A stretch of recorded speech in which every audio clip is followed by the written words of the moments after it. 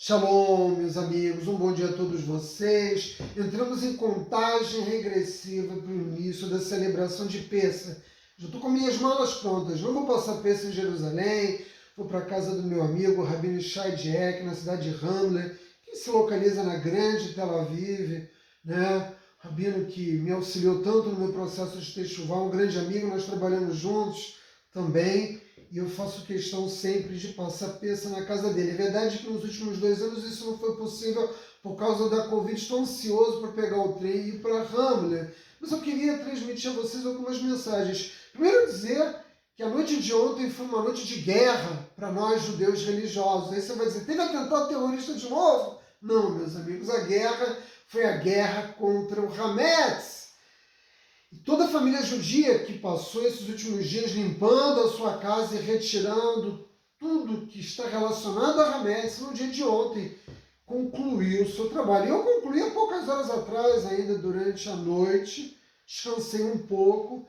E agora eu quero mostrar para vocês o resultado desse trabalho minucioso de limpeza, em que você tira qualquer rastro de torrada, farinha, macarrão, pão, tudo que diga respeito a Hametz. No caso dos judeus Ashkenazi, nós ainda temos que nos livrar de todos os quitniotes, grãos, feijão, arroz, milho, ervilha, tudo que diz respeito, porque diferente dos judeus sefaraditas que podem comer esses alimentos durante Pêssah, nós judeus Ashkenazi basicamente podemos comer batata, ovos, matzá, queijo, leite e refrigerantes, bebidas, né? Eu limpei muito detalhadamente a minha geladeira e vou mostrar para vocês o que sobrou, né? Ovos, leite, queijo, né? O queijo principal aqui de Israel é o queijo cottage, que é o equivalente a um queijo Minas, e frutas, legumes e verduras. Como eu sou vegetariano, não como carne, né? Embora não seja de Pêssah hoje à noite, lá em Rambla eu vou comer um salmão, naturalmente, né? Porque você deve se alegrar, e eu também não bebo, mas vou tomar as 4 taças de vinho que determinam a lei judaica. A gente faz esses sacrifícios para cumprir rigorosamente a lei judaica. E eu limpei a minha cozinha. Não fiz aquela loucura de botar papel laminado em tudo, como alguns judeus fazem. Publiquei até alguns vídeos no Pérolas da Sabedoria Judaica mostrando para vocês. Eu fiz a limpeza. Toda casa de judeu observante da Torá tem 2 pias, uma de carne e uma de leite. A de carne eu pouco uso aqui em casa, mas às vezes uma visita, um familiar, um amigo que vem passar uma noite aqui, você tem que fazer uma carne para ele. Então você tem que ter as 2 pias. E você cacheiriza, depois de limpar completamente, você cacheiriza ou com maçarico, se a tua pia for de inox, né? Ou de mármore, ou você cacheiriza com água quente. Isso depois de uma limpeza muito rigorosa. Eu fiz isso, depois eu coloquei papel laminado e eu tenho fogão elétrico. O fogão elétrico você tem que limpar ele bem, depois você liga as 4 bocas durante 30 minutos e isso constitui a cacheirização. A mesma coisa o forno, né? Você limpa ele completamente, depois você deixa ele ligado por 30 minutos. Eu tenho outro forno portátil que eu lacrei, que eu não vou utilizar, mas você tem que limpar e cacheirizar, porque na propriedade do judeu não pode ter nenhum tipo de hametz. Esse ano eu fiz uma opção diferente, vou usar tudo descartável, né? Aqui no bairro onde eu moro existem várias barracas com agalá, são latões de água fervente, onde você leva os seus pratos e você leva panelas e você cacheiriza tudo. Eu já fiz isso em anos anteriores, mas esse ano eu preferi, em vez de gastar dinheiro fazendo isso, comprar descartáveis para que eu não tenha que realmente lavar nada. De modo que o que eu vou fazer é o que a grande maioria dos judeus faz. Eu vou comprar uma panela e uma frigideira e vou usar novas naturalmente e vou usar durante o período de Pêssah. Normalmente as pessoas trocam a sua louça, os judeus observantes da Torá e os que são seculares também por tradição, durante essa época do ano eles trocam os seus eletrodomésticos da cozinha, trocam os seus pratos, e é curioso que você vai andando nos bairros e você vai encontrando nos muros todas essas louças que vão sendo deixadas. O micro-ondas eu troquei porque é praticamente impossível cacheirizar o micro-ondas, né? E pelas características que ele tem, existe toda uma discussão lárgica nesse sentido, mas basicamente eu vou comer aquilo que nós comemos durante Pêssah: biscoitos, bolos, doces, tudo feito com coco ou feito com chocolate, que é caché pêssego. Eu já tenho meu estoque de bolinhos, né? Bolinho de coco, frappé e de chocolate. Você também pode comer chocolate durante pêssego. É uma ocasião que a gente acaba comendo muitos doces ali, naturalmente, da matzá, se possível, shimurá, que é a melhor matzá do mundo. E essa aqui, inclusive, é que eu produzo, porque eu trabalho numa fábrica de matzá. Trabalhei muitos anos numa fábrica de pão, na Berno, e agora eu trabalho na Matzá Terruda. Tive a oportunidade de fazer isso que nós vamos comer, né? Bom, meus amigos, dito essas curiosidades, tratado dessas curiosidades próprias, né?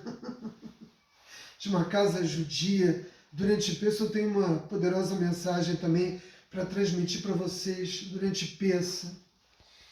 Pêssego é definido como a festa da liberdade, né? Mas eu gosto de acreditar na ideia de que Pêssego é sobretudo uma história de amor. Sempre que eu falo sobre isso, me emociono, eu vou tentar não me emocionar demais. Porque essa história de amor, ela tem seu lugar justamente no momento da nossa partida do Egito. Kadosh Baruch Hu diz a Moshe: mande que as famílias abatam um cordeiro, que marque os batentes de sua porta com o sangue do cordeiro, que durante essa noite eles fiquem em casa e que comam esse cordeiro. É a primeira vez na história que o nosso povo coletivamente ia celebrar Pêssego. Abraão Avinu já celebrava Pêssego séculos antes, muito antes do nosso povo ser escravizado. Existe uma explicação para isso que eu não vou dar agora. Mas a primeira vez que a nação de Israel celebra Pêssego é nessa noite. Nessa noite em que a última praga passaria pelo Egito, tirando a vida de todos os primogênitos. E o que significa a palavra hebraica Pêssego? Saltar, passar por cima. Essas seriam as traduções mais comuns para a língua portuguesa, são as mais aceitáveis. E isso é verdade. Efetivamente, Kadosh Baruch Hu saltou as casas dos judeus no Egito para que a vida dos primogênitos fosse poupada. É por isso que hoje todo primogênito do nosso povo deve jejuar, inclusive por agradecimento pela sua própria vida. Mas vocês sabem que eu busco sempre o significado mais profundo. Esse é o meu propósito. Oferecer a vocês uma reflexão mais ampla a respeito de Pêssego, para que a gente não passe por essa ocasião apenas como uma celebração cultural, que é o que os judeus seculares vivem. E aqui em Israel, mesmo os judeus que não são observantes, vão fazer Pêssego nas suas casas, vão celebrar, né? Mas é preciso penetrar no significado mais profundo. E eu já comecei dizendo, é uma história de amor, ou seja, muito mais do que a liberdade. Quando Moshe Rabbeinu se dirigiu ao nosso povo e disse a ele, esse mês de Nissan, que é o mês que nós celebramos Pêssego, primeiro mês do calendário judaico, você será redimido. Como é que o nosso povo reagiu diante das palavras de Moshe Rabbeinu? Como assim? Nós vamos ser redimidos, nós estamos mergulhados na idolatria e na impureza do Egito. O Egito é uma terra de todas as idolatrias.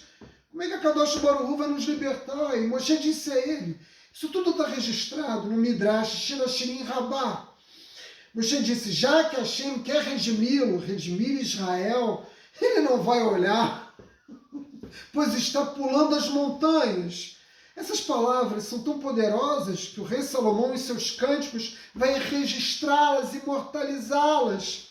E ele diz, a voz do meu amado que vem, ele saltando sobre os montes, saltando sobre os montes.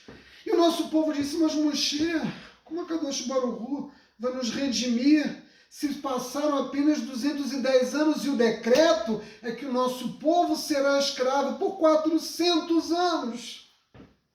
E Moshe Rabbeinu disse ao nosso povo, já que a Kadosh Baruch Hu quer redimi-los, ele não vai olhar para os seus cálculos, pois ele está pulando as montanhas. São palavras que estão registradas na Torá oral, transmitidas. A nossa geração é algo como a 100ª, 34ª geração. Desde a nossa saída do Egito. E nós temos transmitido, especialmente nessa noite, aos nossos filhos, às futuras gerações, todos esses acontecimentos, porque nesta noite a ordem natural das coisas vai se inverter, vai ser completamente invertida. E você vai me perguntar, mas como assim, Átila, vai ser invertida? A Kadosh Baruch Hu saltou as casas dos judeus. O que há de inversão nessa ordem natural das coisas? Ele é todo poderoso, ele tudo pode. Vejam, meus amigos, a gente atravessou recentemente Purim. Nosso povo fez 3 dias de jejum, se elevou espiritualmente para ser redimido. Mas aqui, em Pessa, em vez do povo judeu clamar a Deus pela sua redenção, coisa que ele não fez nesse momento, embora ao longo da escravidão ele tenha orado para que nós fôssemos libertos, Deus veio até eles, a nós, em um momento em que nós estávamos despreparados. Por que, Átila? Você vai me perguntar, por que o nosso povo estava despreparado? Principalmente depois de ver todas as pragas, né, que a Kadosh Baruch Hu lançou sobre o Egito. Nós estávamos despreparados porque o nosso povo nunca esteve num nível espiritual tão baixo. Eu sempre digo, 49 graus de impureza. Quando nós já não éramos mais dignos da mudança do nosso destino, mas ele veio, mesmo nessas circunstâncias, pela promessa que ele fez ao nosso patriarca Abraão Avinu, e Hashem diz a Moshe, está registrado na Torá em Êxodo 4:22, Israel é meu primogênito. O que isso significa? Nós somos filhos. Nós somos os filhos primogênitos de Akadosh Baruch Hu, aquela pequena tribo, uma nação agora de 3 milhões de seres humanos. E Hashem é nosso Pai. E como em todo relacionamento entre pais e filhos, você não espera, um pai não espera que o filho tenha méritos para salvá-lo da boca do leão. Ele simplesmente vai lá e salva. E quantos leões têm sido registrados ao longo dessa história de quase 4 mil anos que tentaram nos devorar em todos os momentos? A Kadosh Baruch Hu nos salvou. Por quê? Porque Israel é meu primogênito. E é esse elemento de amor incondicional do Criador que faz nascer a nossa nação. Nós já não éramos mais uma tribo de nômades vagando por Canaã, não éramos mais 70 almas, agora nós éramos milhões. E é curioso porque o primeiro a reconhecer Israel como nação não foi o povo judeu, foi o faraó. Por quê? O faraó disse, agora eles são mais poderosos do que nós. Isso está registrado na Torá, escrita. Por isso era necessário matar os nossos filhos. Por isso era necessário nos escravizar e nos matar de tanto trabalhar. O faraó tinha medo de Israel. Tinha medo das nossas convicções religiosas, da nossa fé que foi mantida, apesar de estarmos mergulhados em idolatria. Mantínhamos as nossas uniões sem casamentos mistos, os nomes em hebraico, não nos vestimos como os egípcios, mantínhamos tradições firmes da nossa herança cultural, da herança do nosso patriarca Abraão Avinu. E é esse momento que faz com que, de uma pequena tribo de 70 almas, o nosso povo se transforme numa nação nessa noite. E quando saímos na manhã seguinte, não como ladrões, porque o faraó queria que nós saíssemos ali mesmo naquela noite, quando ele perdeu o seu primogênito, nós saímos como uma nação fundada nesse relacionamento tão especial entre ele, o Criador dos mundos, e nós, uma relação de amor incondicional. Deus ignorou completamente as nossas falhas, as nossas más ações como um amante profundamente apaixonado, ignora as falhas do seu amado. E isso está registrado em Provérbios, quando diz que o amor cobre todos os crimes. Está lá em Provérbios 10:12. Aliás, o clichê muito comumente utilizado no Brasil de que o amor é cego, provém desse provérbio contido na Torá. Nossa história de amor começa aqui. Pessa fornece ao nosso povo o ponto de partida do calendário judaico. Nós reconhecemos a existência do mundo como tendo 5.782 anos. Mas o nosso calendário, a história do nosso povo, começa 3.334 anos atrás, meus amigos, a história da nação de Israel, não do povo judeu, porque o povo judeu tem início com Abraão Avino, ele foi o primeiro hebreu, o primeiro judeu, e essa relação de Deus tem início de uma forma absolutamente unilateral, porque, como eu chamei a atenção de vocês, a ordem nessa noite foi completamente invertida. Deus veio até nós e nos deu amor, nos deu segurança. E foi esse amor e essa segurança que nos permitiu responder na mesma moeda. Quando atravessamos o deserto e chegamos no Sinai, dissemos o que é o Criador. Nós aceitamos a Torá e vamos cumpri-la sem questionamentos, sem reclamações. Nós vamos ouvir a Kadosh Baruch Hu e vamos cumprir a sua vontade. Como é que um povo mergulhado na idolatria, 210 anos na escravidão, foi capaz de ter a coragem de assumir a responsabilidade de dizer essas palavras? Ouviremos e cumpriremos. Foi porque nós nos sentimos realmente muito amados por Hashem, pelas pragas, pela libertação no mar de juncos, pelas nuvens de glória que nos protegeram no deserto contra os nossos inimigos, na guerra contra os amalequitas. Em todos os momentos o Criador demonstrou amor e ele continua demonstrando esse amor. Cada judeu vivo no mundo é um milagre. Eu poder gravar esse vídeo em Israel, na nossa terra, depois dela ter passado pelas mãos de tantas tribos, de tantas nações, de tantos impérios, de modo que estamos nesse momento de celebração de Pêssah para nos lembrar que Hashem passou por cima das nossas casas, ele nos libertou, ele nos deu vida, de modo que a última praga, que foi a que realmente forçou o faraó a nos libertar, foi também a maior de todas as demonstrações de amor de Akadosh Baruch, porque vejam, quando o anjo da morte foi lançado, sobre o mundo, durante a Segunda Guerra Mundial, nós perdemos 6 milhões de vidas. Kadosh Baruch Hu não saltou as nossas casas naquele momento, mas no Egito ele saltou das nossas casas. A Torá, por outro lado, e essa é uma curiosidade importante, não fala em Pêssah. Essa expressão é uma expressão que se consagrou pela nossa tradição. A Torá nos fala da festa das Matzot, porque a Torá enfatiza a nossa disposição de sair o mais rápido possível do Egito.